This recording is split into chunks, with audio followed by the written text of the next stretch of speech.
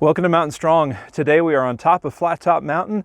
We've come back up to take a look at Flat Top here as it approaches winter time. Just had a beautiful day today. We've been having rainy day after rainy day after rainy day, and so it was such a blessing to have finally a blue sky day. Came up to Flat Top Mountain. A lot of people did the same thing, but I at least wasn't aware of how quickly the sun was going to set. So we're going to get right into today's psalm, and I hope that you at least enjoy the scene that you can see and you enjoy a read together with me of Psalm number 121. I lift up my eyes to the hills. From where does my help come? My help comes from the Lord who made heaven and earth. He will not let your foot be moved. He who keeps you will not slumber. Behold, he who keeps Israel will not slumber nor sleep. The Lord is your keeper. The Lord is your shade on your right hand. The sun shall not strike you by day, nor the moon by night. The Lord will keep you from all evil. He will keep your life. The Lord will keep your going out and your coming in from this time forth and forevermore. This is the second of the Songs of Ascent. It is a group of psalms that people believe were put together so that people would have something to sing as they approach Jerusalem on those great feast days.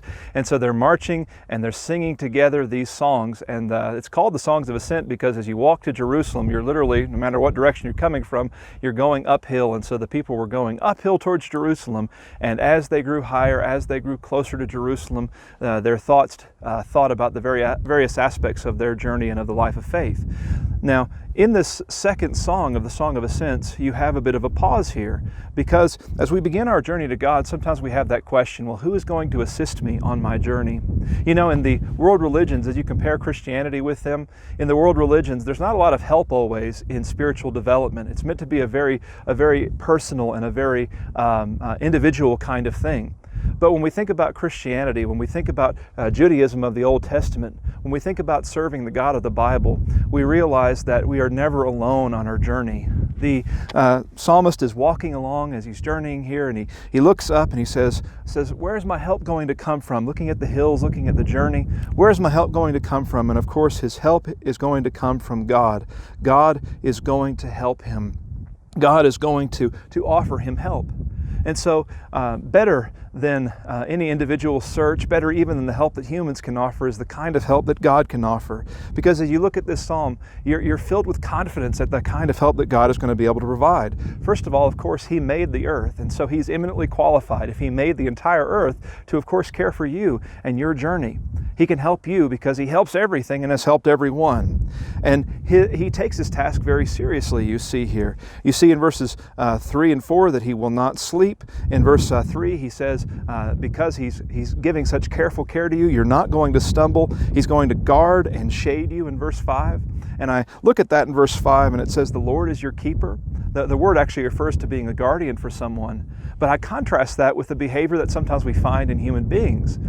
Cain asked the question in Genesis chapter 4:9 using the same word. He said, am I my brother's keeper? And of course he thought no. But God said, Cain, what you're not willing to do, I do all the time. I care for people, I guard people, I keep people. And so He is our keeper. He is continually with us, it says in verse 6, and He offers us therefore total protection, verse 7, and He will offer that total protection on our journey, as it says in verse 8, forever. Our goings out, our comings in, it doesn't matter where we are traveling, as long as we are pursuing Him, as long as our journey is towards Him, He is going to be with us from this time forth and forevermore.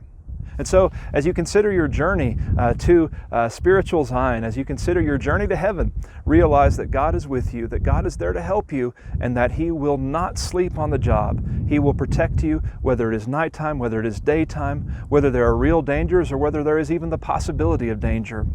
I sometimes think about that where it says that He is, in verse 6, the sun shall not strike you by day nor the moon by night. Well, what danger is there from the moon striking you? God says, I don't know, but I'm not going to risk it. He is always on your side. Reflect upon these things and journey in peace, knowing that your God is with you. May God bless you today.